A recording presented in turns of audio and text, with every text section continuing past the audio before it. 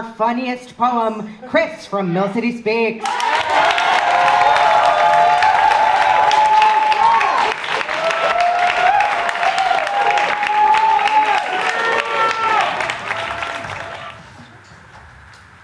I thought I had enough time to take the Browns to the Super Bowl before my flight took off.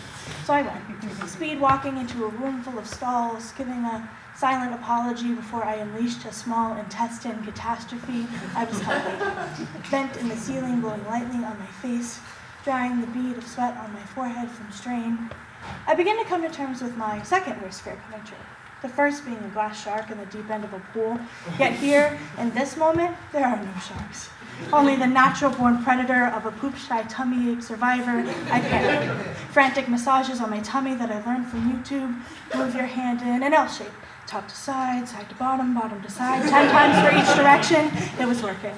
A gurgled nod came from my bowels to tell me it was time. I liberated my gluteus minimus, medius, maximus, and any other us I could muster. I wrapped the toilet tissue around my right hand, like so. Angel soft, 2-ply, the good stuff. I position, hand on the wall for support as I bend and twist and feel the soupy textured nightmare of an IBS girly. I try to breathe. I think, at least they haven't called my gate on the intercom. Flight 213 to Dallas, now boarding.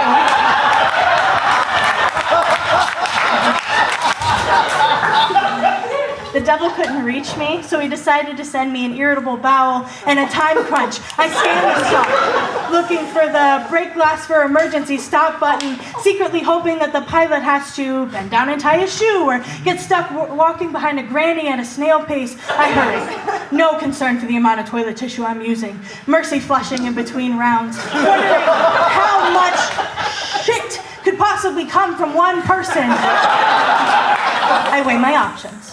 Pop the bubble gut with reckless abandon, or fight like the survivor that Mama Reba sang about. I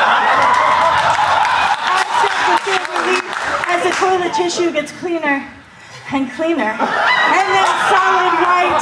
One final flush, and then I pull my skimpies and my pants up to my nips in one fluid motion. Final boarding for Flight 213 to Dallas. I bust out of the stall like a Kool-Aid man.